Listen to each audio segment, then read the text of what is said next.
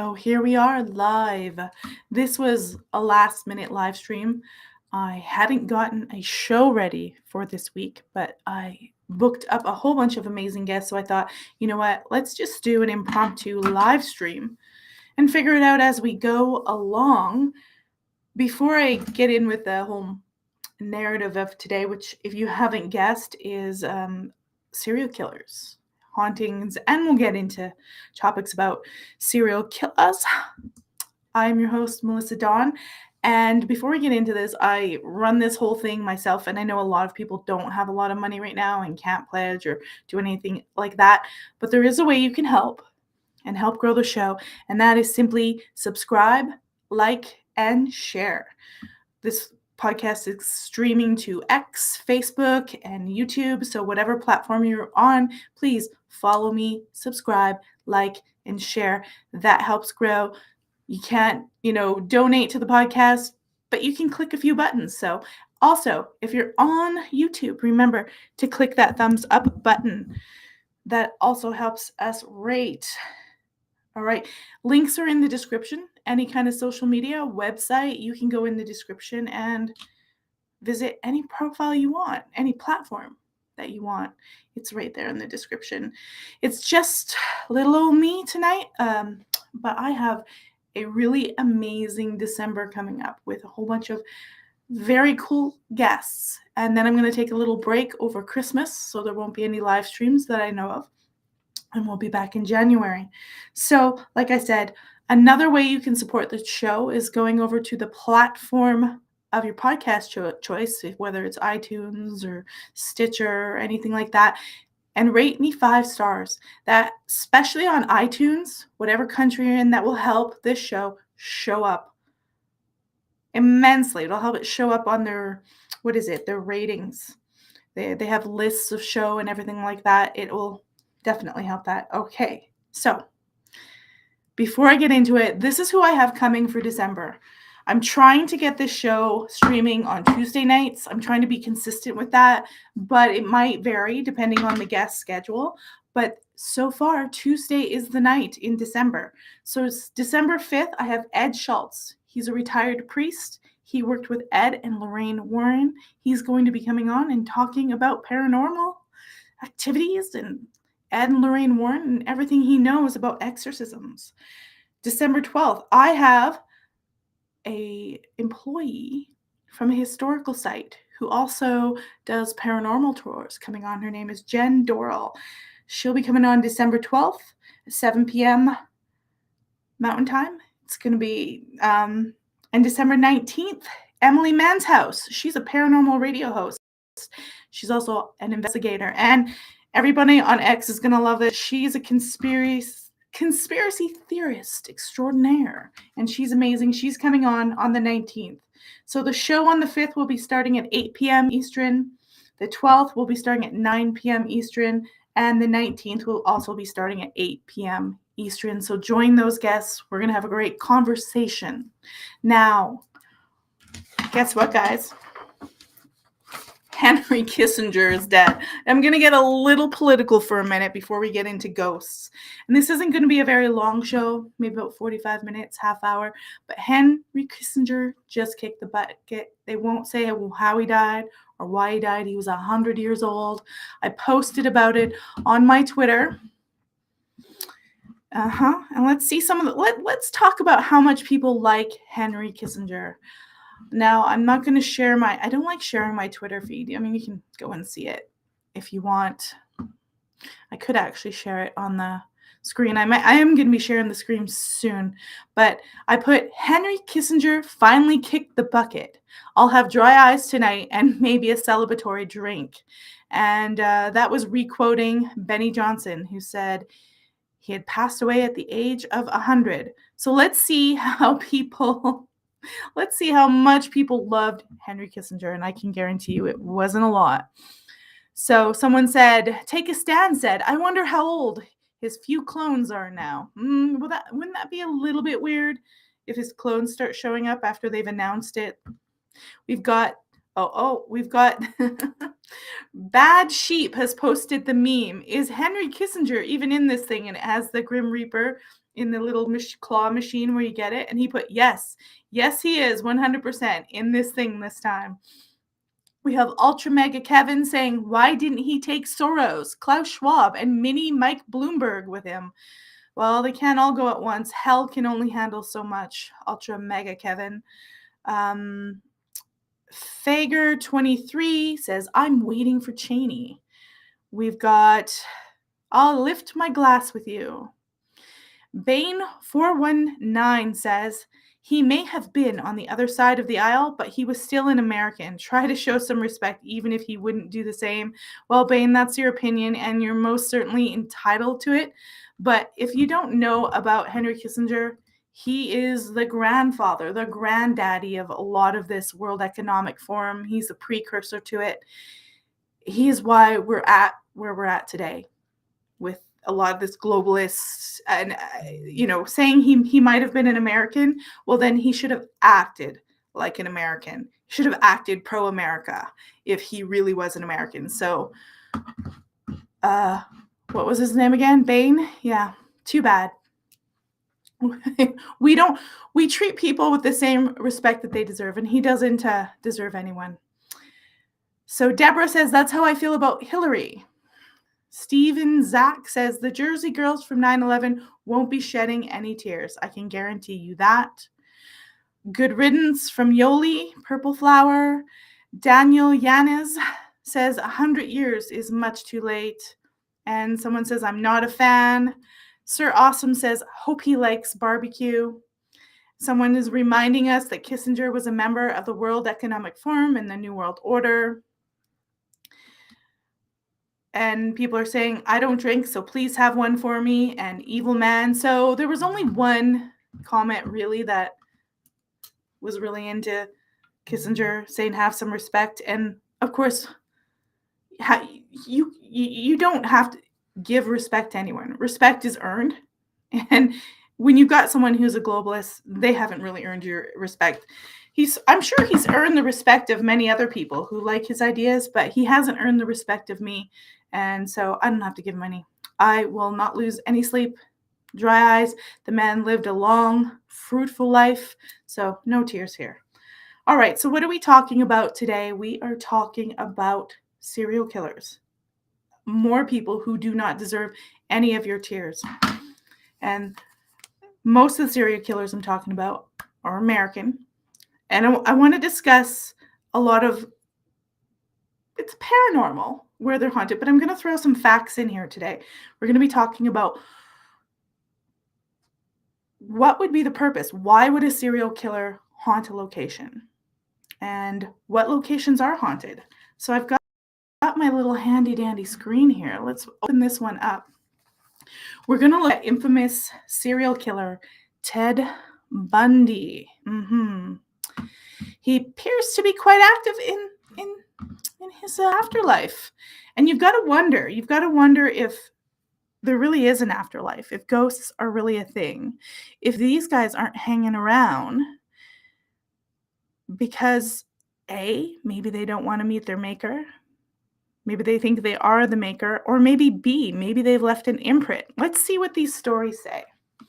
Okay, so we've got, this article was written by Catherine Ramsland. It's actually an old one from 2012, but it's worth looking at. Now, if you don't know, this guy right here, Ted Bundy, he's infamous for killing at least 30 to 36 women, and they figure it could be in the hundreds.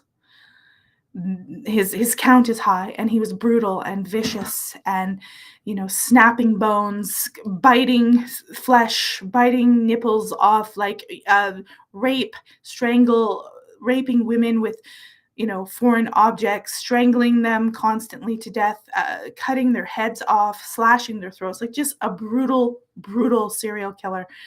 And he's very famous for being handsome and articulate, and they thought he was suave and educated. It was really hard to kind of suss him out because he didn't look like a villain. But once you got to see a lot of videos and know Ted Bundy, there is no doubt this guy is a psychopath. But is he that crazy? Is he that much of a psychopath that he's still haunting locations that he lived in? Let's see. Let's see what Psychology Today has to say. So, when I was researching for haunted crime scenes, I looked at several internet reports about the ghostly visitation of serial killers. I wasn't surprised to see all the claims about sightings of Ted Bundy's ghosts, since even 3 decades after his cross-country murders, he remains the most popular of all the American serial killers. Just before his execution in January of 1989, Bundy confessed to killing at least 30 young women in 7 states and hinted at more. He was educated, charismatic, and charming, and he used every trick he could think of to prevent his execution in the Florida's electric chair. In fact, I'm going to pause here. If you go look at some videos online, he's being interviewed, and you can tell he's totally being manipulative because he's trying to get them to stay his execution, and he's totally lying and trying to make you feel empathy for him. But that's a psychopath. All right, so in 2001, a guard from the Florida State Prison, where Bundy spent his final days, told a reporter that shortly after Bundy was put to death, several guards saw his ghost sitting casually on the electric chair. The guard described Bundy's expression as a knowing smile, as if he knew something important about the afterlife that they didn't. If a guard tried to approach him, he'd disappear. The man telling the story said that there were so many sightings at one point that the warden couldn't find anyone willing to enter the execution chamber alone. Bundy also showed up around his holding cell on death row. To some guards, he'd say, "Well, I beat all of you, didn't I?" Presumably, he meant he'd beaten them to the other side. However, his spirit apparently travels. It's reportedly been seen around the Chi Omega sorority house, where he committed the murders that earned him 2 of his death sentences. In addition, he's been spotted on the porch of the building in Tallahassee, where he rented a room under a false name. That's in Florida. The Chi Omega is in Florida as well. It was quite a graphic scene. Mediums have claimed to have channeled him. I'm a little skeptical when mediums claim to have channeled someone famous. Then there are the paranormal incidents in Washington state. Last year, the Puget Sound Trail reported that Bundy shows up there, where he'd once attended classes. In what sounds more like a hoax in poor taste, the feature states that the students call him Teddy the Friendly Ghost, as well as Best Dead Friend Forever. That definitely sounds a little. And then they get into the Ouija board. I'm not going to go over that. So much of his desire to redeem himself. The guard stories, and I agree about this part. The other ones about the Ouija board and Friendly Teddy, that sounds really silly. But the guard stories are intriguing, and I definitely agree there.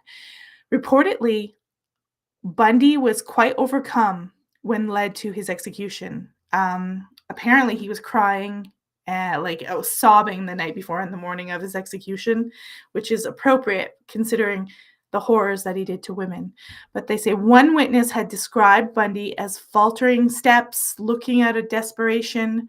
Why then would he show up in a place that had so disturbed him? They say to show the guards that he won after all.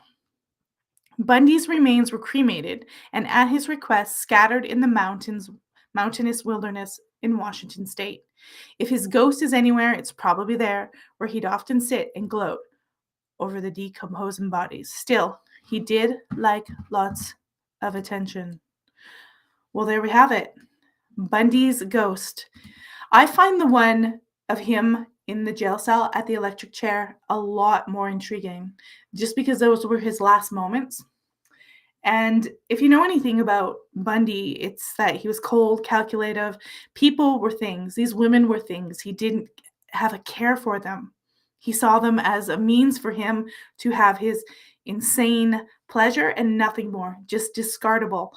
And but at the last moment, like I said, he did not want to die, but then neither did those 30 to 100 women, however many it is, neither did they. And so in his last days, he was like crying and just inconsolable, bawling his eyes out. And I think that intensity, if there's anything there, there would be an imprint of that intense emotion and that intense thought because he was often seen gloating and he was very gloaty. He thought he could fool the law. He thought he was going to get away with everything. He literally thought he was not going to get caught for this. And if you really go and look at Bundy and look at the story of him and his twisted childhood, I won't get into it here, but he was, very clever and manipulative. They keep saying he's intelligent, but if you go and look, he had really actually poor grades in college, but he was manipulative and he was charming and witty. And so he could convince people of a lot, that he was good, that he was wholesome, that he was like this chipper. I mean, he would show up dressed in like tennis shoes, white socks, white shorts, a nice polo shirt, like, hey, and he'd have a sling on his arm and he'd be crying and asking for help. And he'd tell these women, like, can you help me out? And he looked so good, but he was really manipulative. And then he'd get the girls away from where all the people were, and he would end their lives, of course. And in some instances, he was breaking into their house and killing them. So, why would a ghost not want to move on? Well, someone like Bundy, when they're doing that kind of killing, they think they are the god. And I don't know about you guys, but I believe we have to answer for, or at least go through the experiences that we made other people go through. And I could see a serial killer not, or that energy not wanting to move on, not wanting to give that power, because he was all about power and control. So if there is this ego called Ted Bundy that's rummaging around and won't leave, the room where he got executed, or he's showing back up. Some people say they show back up at their childhood home or different. We're going to read one about Jeffrey Dahmer in a second. The reason I think they would stay there is the reason that they're killing in the first place. They have a godlike complex where they want to control everything, and there's no way that they're going to give they're not giving that up, and they're not going to meet a maker. And I believe that when you do die, you do have to go through some sort of transition where you kind of have to relive everything you've done and feel how things affected other people. So who knows? I could be wrong, they could be wrong, but I wouldn't chance it. Let's have a look. I'm going to go in here to switch things around. We're going to share a screen, but I want to share it to a different one. We've got a little story about Jeffrey Dahmer, and they talk about a few. So let's go in here. I'm going to let you see what I'm seeing on my screen. This one is from Ghost Hunter, Haunted Rooms of America. So you could probably actually go to some of these locations, maybe even prisons. I don't know about you, but I'm not fond of the idea of staying in a haunted prison. It doesn't, certainly not alone, not overnight. I might visit it, but I wouldn't want to stay overnight. So most of you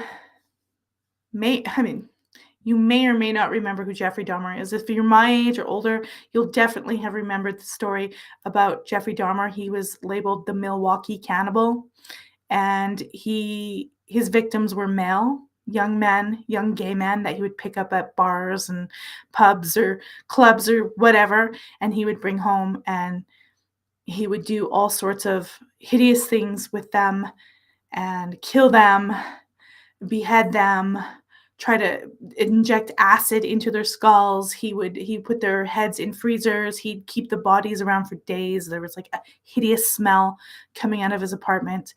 There was even an instance where he had this young 14-year-old boy, and he was going to kill them, and the boy escaped, and he was all half drugged up or something, and he went and got a police officer, and the police officer literally took him back, and Jeffrey Dahmer convinced the police officer that they were having a lover's spat, and he left the 14-year-old with Jeffrey Dahmer, and Jeffrey Dahmer then went and killed him.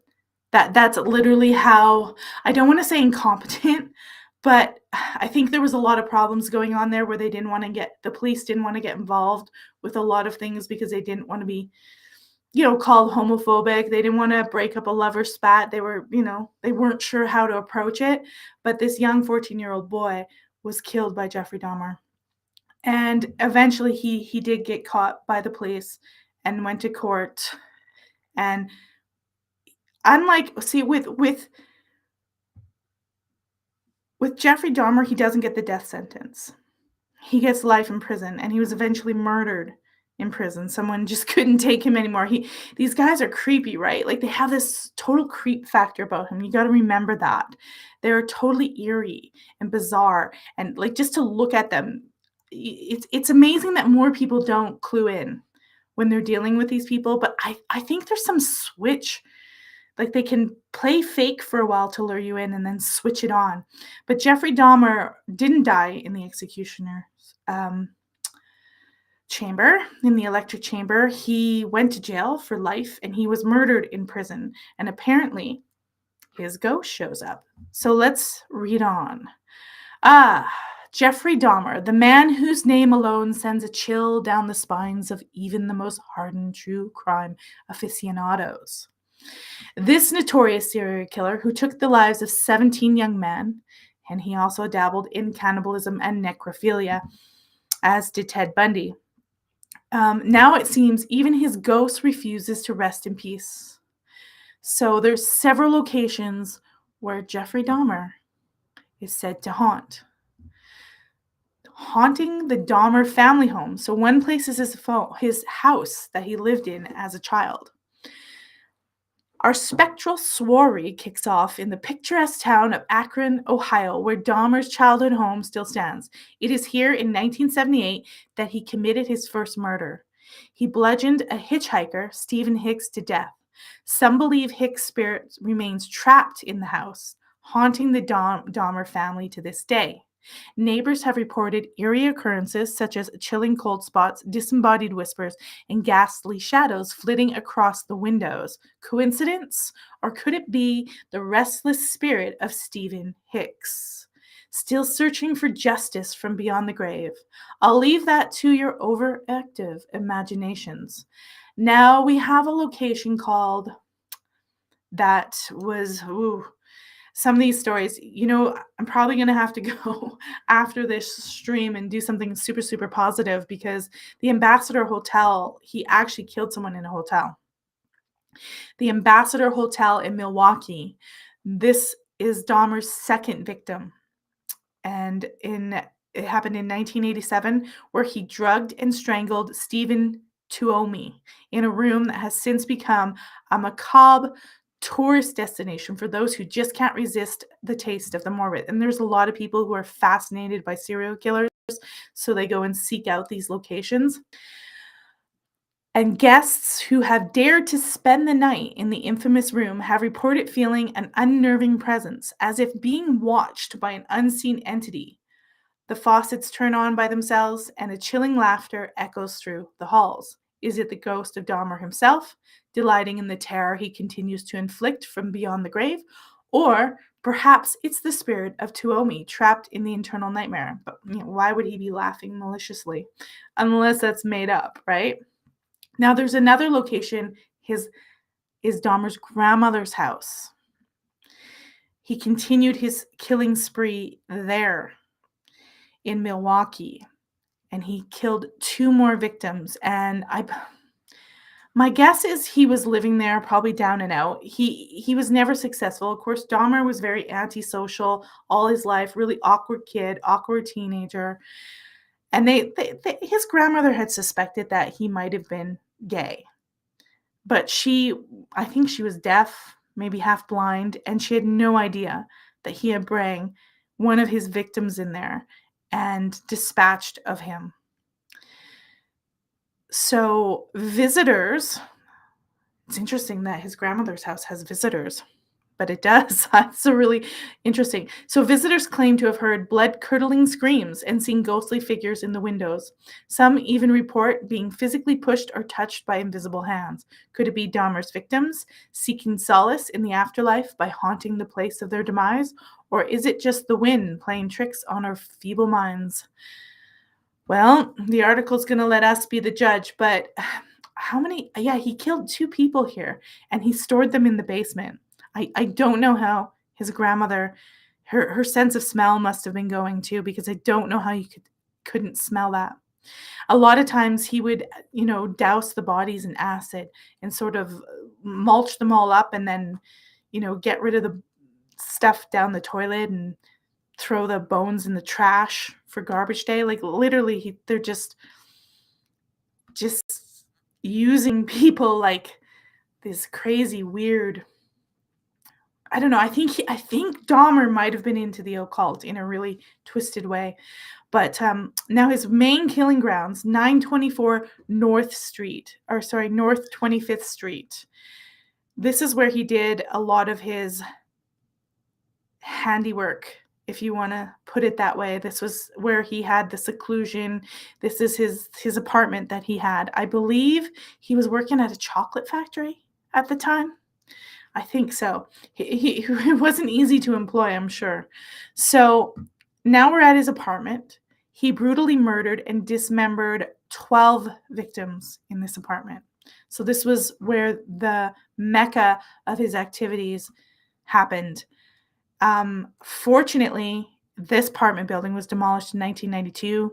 You cannot go to the actual apartment, but apparently, even through the demolition, the ghost still lingers on. It's an empty lot, but that doesn't stop the curious from venturing there. Some visitors have reported hearing screams, sobs, and even sounds of chains rattling.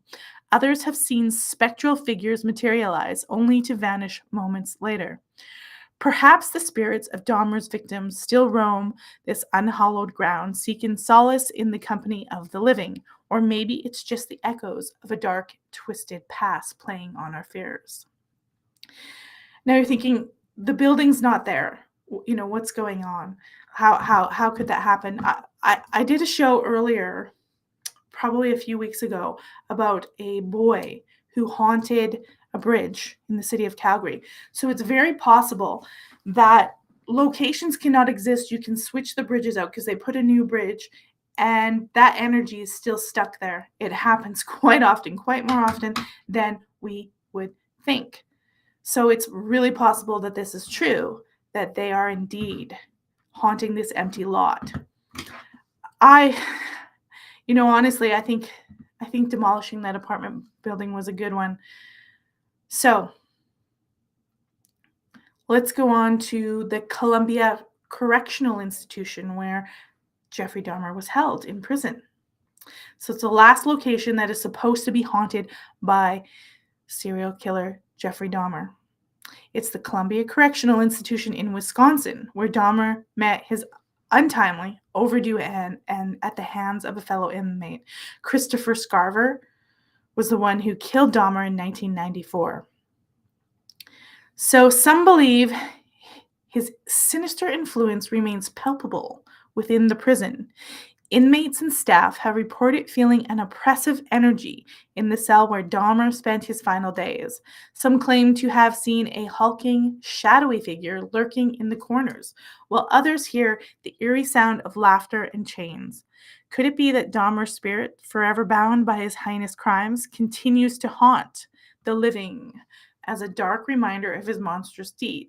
Or is it merely the result of an overactive imagination fueled by our fascination? All right. Well, I'll say this. We've talked about Dahmer here.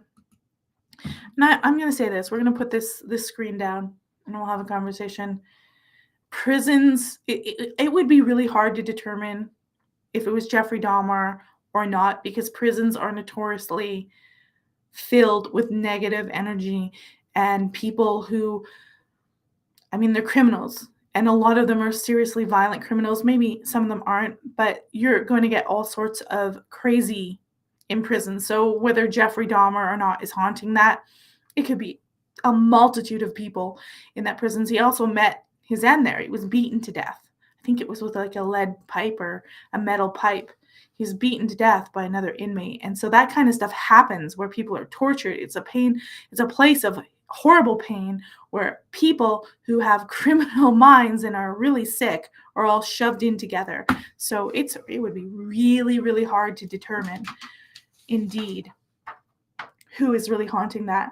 And wow, I've, like I said, I've never had the inclination to want to stay in a haunted prison overnight. You know, like you can get those, like, let's go to Alcatraz. If somebody offered me to stay overnight, I would be like, maybe a quick visit during the day with a whole group, but I would not stay in a prison. And I wouldn't also want to stay in a mental hospital, like an old mental hospital. No, too negative, too bad. Something could, I know I'm going to have people on here who think, Melissa, you're crazy. This is too superstitious, but I do believe something could like follow you home or attach to you, or better safe than sorry. No mental institutions, no prisons overnight in some crazy extensive stay. Too negative, too horrible, especially mental institutions from the past. Okay. Now remember, if you're listening or watching, I know I didn't advertise, they just did this last moment.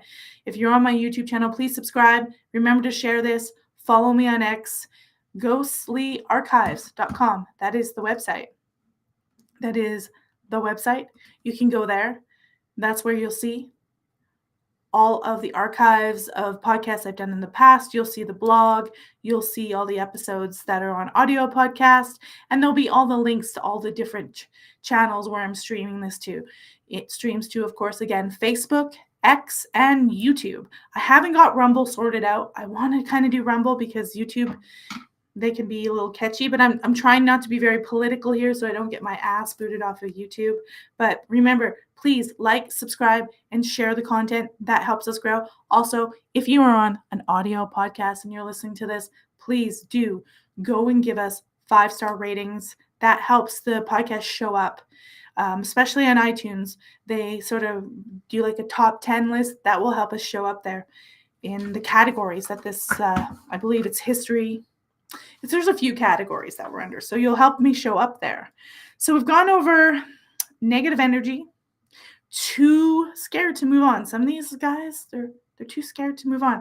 Also, of course, the murder locations and the intensity of what has happened, the trauma of victims. You think you'd hear more. I would always hope that a lot of these victims were able to just move on. But if not, I talked about another, like I said, the bridge ghost, the little boy that haunted there. He was killed by a serial killer who faced a penalty and was executed. And his relatives are aware of this ghost story about him, that his relatives that still lived, and they always were like, let's move on. You know, let's give poor little Donnie the peace. If there's a medium there, let them move on. So if there is any of the victims at any of these locations, please, if you're a psychic and you're there, tell them to move on. There's no need for anything to keep reliving. So horrible and awful, once is enough. All right, so let's see if we can get another story here. And then I'm gonna talk about some more socioeconomic things. I have researched about serial killers and the Mecca and when the numbers were so huge. And we'll talk about that in a moment. I'm going to see if we can get another little story here. Apparently Ghost Adventures is really obsessed with Ted Bundy. Yes, let's have a look at this one. So I'm going to share my screen again so you guys can see what I'm seeing. And we're going to have a look at dear Stack Beggins and what he feels. Okay, so let me make sure you can see it. I have to turn this little button on. There we go. And I'm going to turn this follow me website. Now let's go over Ted Bundy and Ghost Adventures. We've already talked about Ted Bundy, but this is a little bit of a different story. They're focusing on when Ted Bundy was being interviewed. He had declared that an entity made him murder. Now, I don't believe that for a second. He was just way too manipulative. And like in the Amityville horror case, the son, Ronald Baio Jr., he used to claim the demons made him do that. I don't buy that. I think that's a psychopath's way of trying to manipulate people. And when they're desperate and they don't want to be executed, they'll use any story. But let's go on and read this because this is interesting. It was written in 2019 by Brady Langman at Esquire. So, Ted Bundy said an entity made him murder. These ghost hunters went searching for it. Let's move on. Here we go. If the last time you watched Travel Channel's Ghost Adventure was before you cut the cable cord, then you probably have vague memories of small household items going bump, said adventurers running away from things and occasional demons shouting through several dimensions. God help us, Ghost Adventures is not that show anymore. Most recently, Zach Bagans and his crew filmed a 4-episode miniseries airing this October called Ghost Adventures Serial Killer Spirits, where they track down the specters of H.H. Holmes, John Gacy, Jake Bird, and Ted Bundy. It's insane. All of it. So he thinks it's crazy, but there are people have a fascination with this topic of serial killers. So, I mean, if there's an audience, then I have no problem with them talking about it. Okay. So there are new gadgets. Do these cruel experiments where they lock themselves in pitch black closets, baiting the ghosts to come. I have to be honest, I think that's all silly stuff, and I don't watch Ghost Adventures. It's all backed up with research into the serial killers themselves, pointing out how they would often talk about feeling possessed by another entity.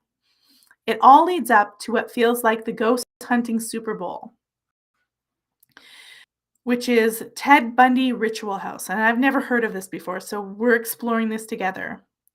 So apparently on November 8th, 1974, Ted Bundy abducted 17-year-old Deborah Kent at a parking lot in Bountiful, Utah. I live in Utah. I live in the very, very area where Ted Bundy was stalking, so I don't live too far away from there. Bundy later admitted to authorities that he took Kent back to his home, where he kept her for a period of about 24 hours, but no one knows where he actually murdered Kent, only that her remains were found decades later, buried in Fruit Heights, Utah. Locals claim that Bundy killed Kent at the now abandoned house 100 feet away from the parking lot where she was abducted, which also happens to be a known place for satanic rituals in Utah. Wow, Mormon land. That's crazy. Combine that with the fact that Bundy often talked about an entity that would come over him during his crimes. It was enough for Zach Bagans and company to cap their cross-country serial killer ghost hunting trip with a visit to Utah. Woohoo, they've been here several times, actually. So given that this episode starts with a little boy bringing a tree branch to the house's doorstep, pissing on it, and telling Baggins that a demon children live inside would kill him if he went there, it's a hell of a ride. Wow, that's really explicit. So he makes it out alive. So obviously they're not going to kill them. But what happens? Okay, so they interview Zach Bagans, sorry, not Jake. Esquire says, just to start, how did the idea come about to do a series about serial killer spirits and go on a cross-country trip finding them? So Zach Bagans said he had a fascination with serial killers, not because of what he did, but the kind of evil that it brings into the world. And I always say, if you want to know anything about evil, just look at serial killers because that's evil.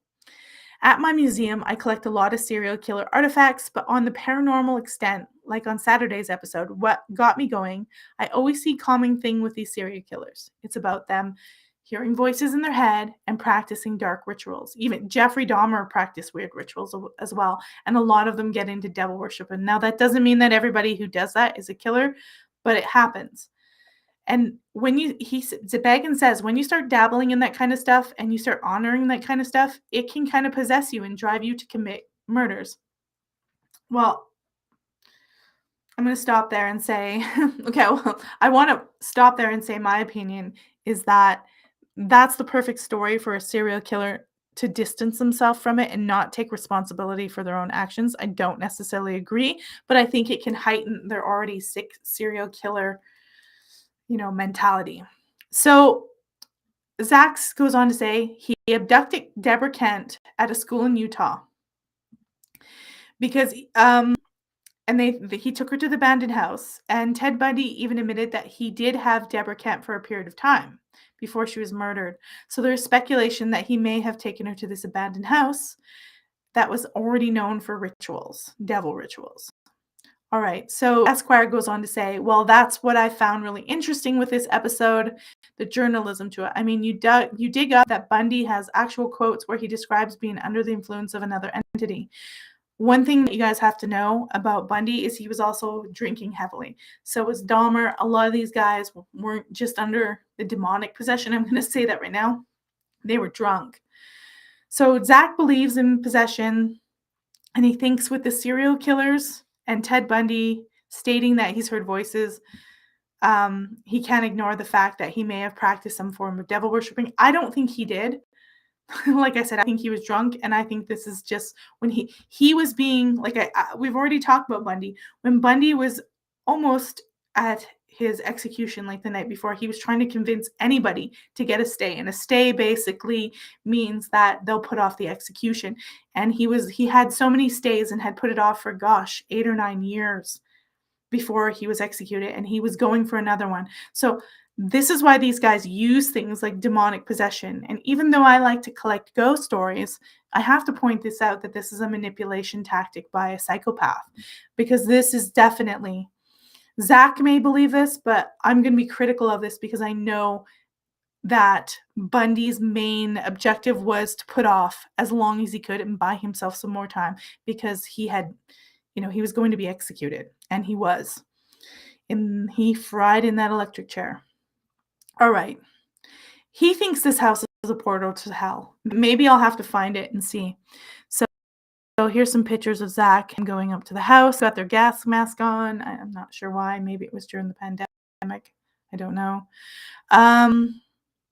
They want to know how Zach came across the house. So someone basically told them about it, about the house in Utah. I'm going to have to find that out. And Esquire also goes on to ask, it seems like you theorize that this house was a site for devil worship, and then Bundy might have been called to it after he abducted Deborah. Zach says, the information that I was given is that this house has been used for those rituals. So that's all he knows. So if it's that case, we went in there and we were able to measure the center of that devil circle on a concrete surface. There's no electricity to the house, and yet we're receiving extremely high electromagnetic field readings on the center of the circle, which we cannot explain. So there is some type of, he calls it a portal. There's electromagnetic frequency, basically. In my belief, based on scientific readings and the evidence we collected and things that we all felt. So he thinks there's a portal. There's high electromagnetic frequency, basically. So as soon as they felt the energy from the center of that circle in the house where there's some kind of drawing, maybe it's a pentagram or something, I don't know, stereotypical, he had to kneel down for a moment. He could feel it. So he does believe there's something there, or the house is a gateway. Wow. So Zach says, what else is he going to say? A little kid taking a huge piece of tree and laying it there, and what would appear to be, he started to urinate on it. And then we went over there just unannounced, and I asked the mother if I could talk to her kid. Thankfully, she let me. And I mean, did you hear what the kid was saying? I was expecting him to just be like, yeah, I took a tree over there and I want to mess with you guys, but then he just got talking about all these spirits. Very strange. I'm wondering if they paid the kid or it's legit. So Esquire then says, I mean it. Like you said, very clear the influence the house had on you guys, but what you felt there Was that different in any way from anywhere else? He's saying it was a grave evil, straight up evil. People are going to go to a doorway of hell. Okay, that's a fact. So when you go there, you have no essence of time out on the outside world. It was just as dark as you can imagine, very foreboding. You're just waiting for something bad to happen. Squire then goes on to say, what do you think was at the house? The episode seems to suggest it was demons. Zach says, I don't know, I can't say for a fact on anything. I would hope that the girl, the victim, isn't trapped there. I know we captured some voices. We got some voices. And I mean, that would be an awful thing to know that she was trapped there in this web of demons. So I would really hope not. But we did capture interesting voices. Squire asks, was any part of you that thought some remnant of Bundy's spirit would be there? Yes, Zach says, but I couldn't tell you exactly if it was Ted Bundy, but there was an evil presence there.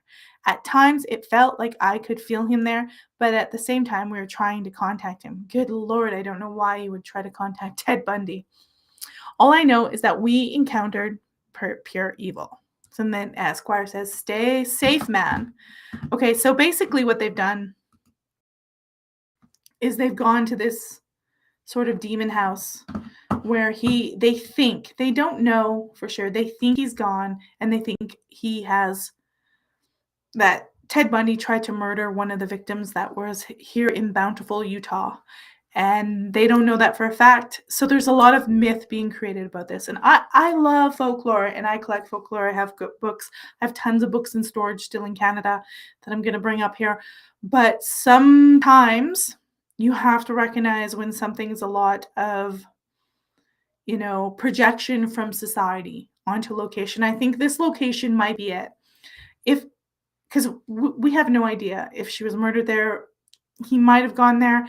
And I've heard the tapes where he was talking about being with her for 24 hours. And he actually said half of that she was probably alive. And then the other half she wasn't. And he was doing stuff and discarding of her body. So if indeed they did go to this house, then maybe there's something there. But there's also a lot of projection going on here where they, it's a TV show. They've got to make it spooky. I had a friend who was doing some camera work for an HBO documentary in Catalina, Spain. And he had inquired about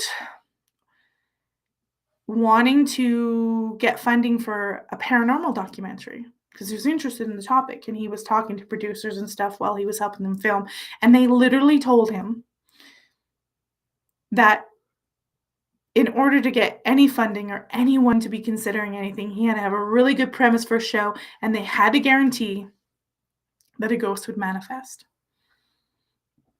Now that, to me, that's basically saying, like, make it happen.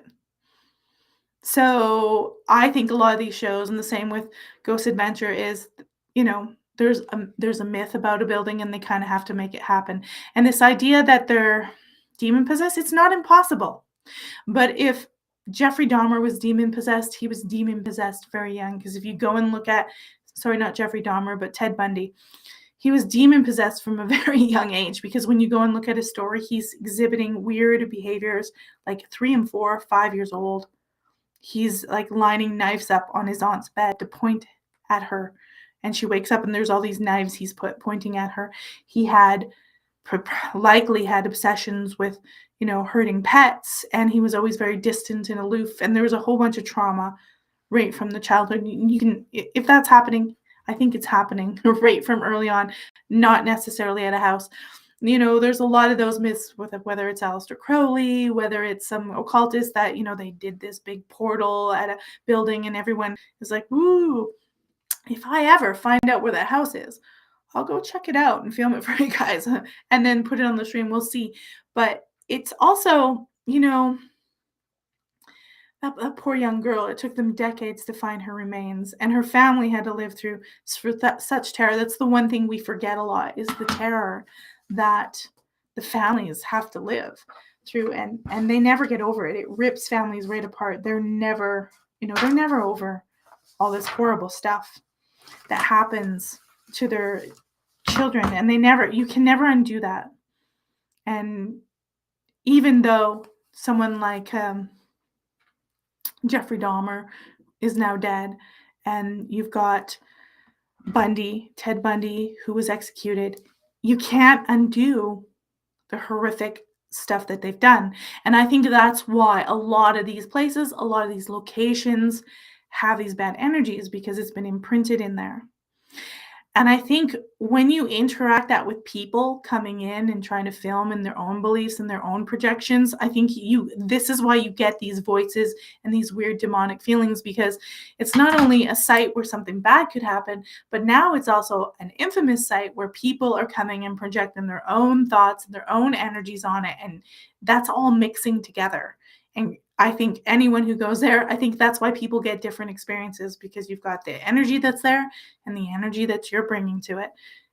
And it makes for a lot of myth and a lot of folklore, with it I'm fascinated about. I can totally understand why people are really fascinated about serial killers. I can totally get why, they want to know. They want to know why. People want to know why.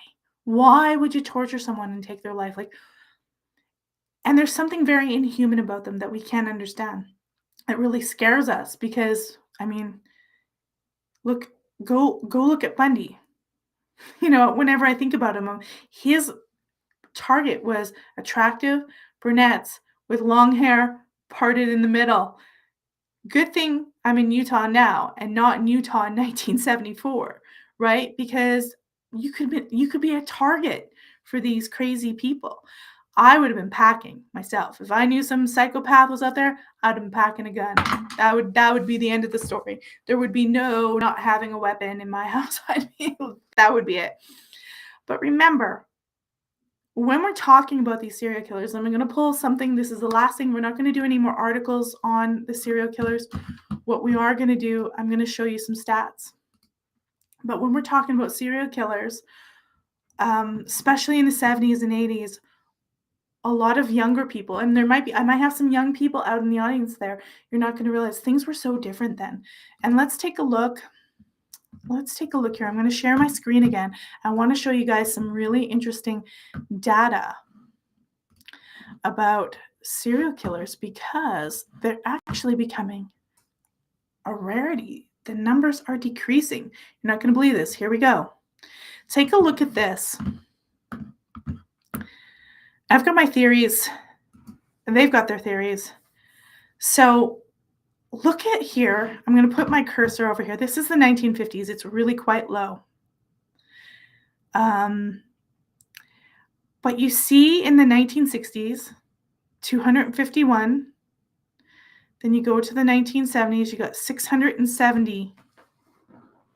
I think that's victims. Or is that serial killers?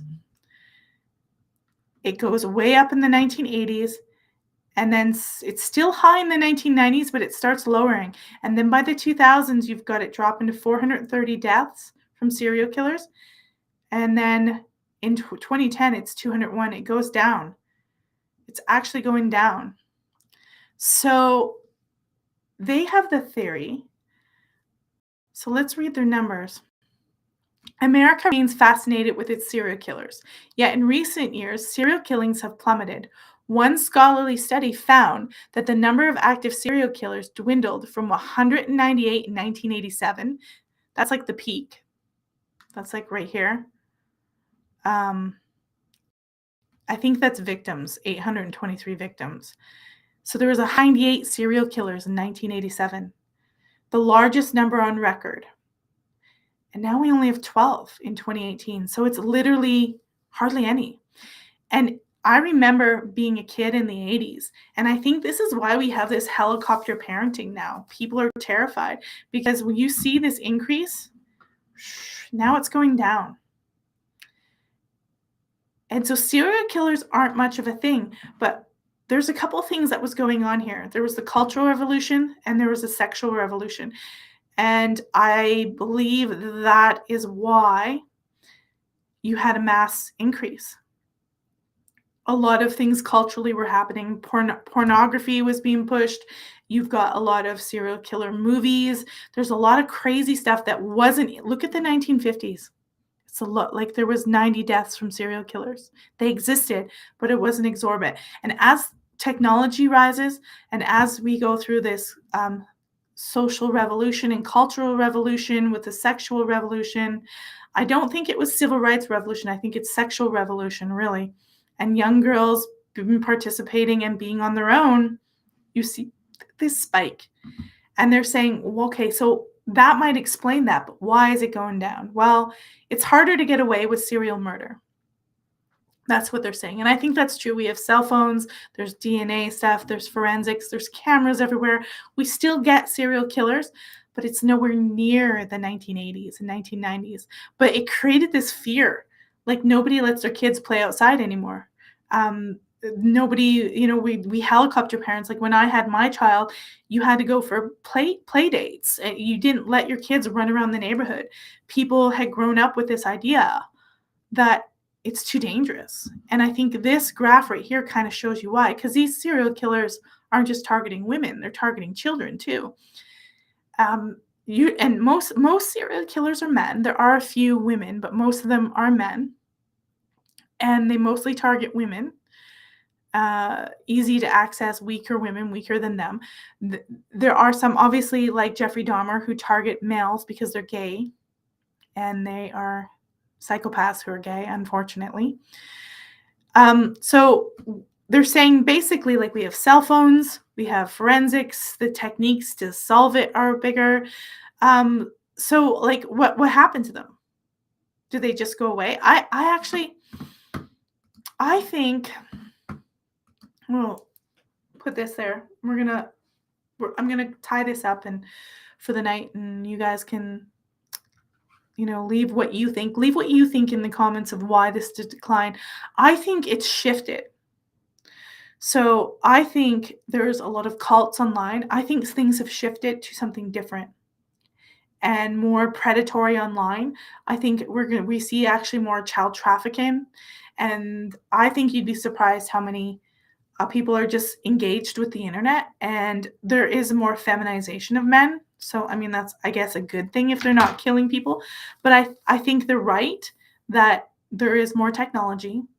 There is more cameras. People have cell phones, so it's not as easy to just get someone out in the middle of nowhere. We're also more aware. We are more protective of our children. But there's a shift. There's a lot more cults out there, and there's a lot of people who are caught up obsessively with the internet, and a lot of young men are playing video games. It's totally different. The whole plethora has changed. Now, I want to end this by saying, yeah, the majority of serial killers are men, but that does not mean men are bad, horrible people. Because you get a couple hundred serial killers, you think, oh, well, that's not very many. You have, say you're here, like we're here in Utah, and they had 10 women be murdered. It's not 10 men going out murdering. It's one guy. One guy can kill, if he's not stopped, he can kill 30, 40, 50 women.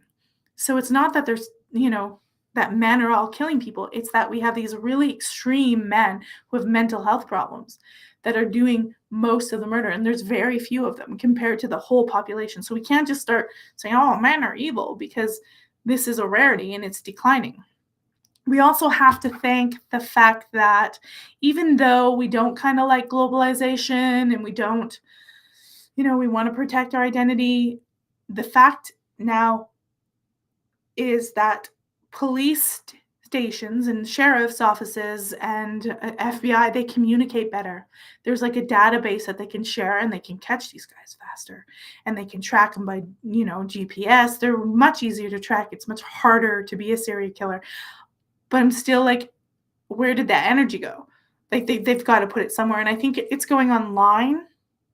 But I think also that effect of that cultural revolution has normalized. And so there's less intense. Like a lot of those serial killers were born, 1940s, 1950s. And for whatever reason, maybe they were legitimate, maybe there was problems, but we've come to a point in our society where those aren't big issues anymore, where people don't get affected as much psychologically if they have a single parent, or you know what I mean? Things have been naturalized, and we also have better parenting techniques, I hope. There are a rise of, though, and I talked about this with my husband, mass shootings. And I think that's kind of taking over, where you're not getting a serial killer who's going after woman after woman. You're getting people with a weird psychosis that are going after mass shootings. You've seen a whole bunch of trans mass shootings happen. I'm not going to list them out just in case YouTube has a tiffy, but you're seeing mass shootings where they don't go and target a whole bunch of people. They just plan it and they do it all in one fell swoop. And I think that's going to be something that, and it has nothing to do with the gun. I'm totally for gun rights. It has nothing to do with the gun. It has to do with mental health issues and another problem that we have in our countries. So I think that's where the energy is shifting to.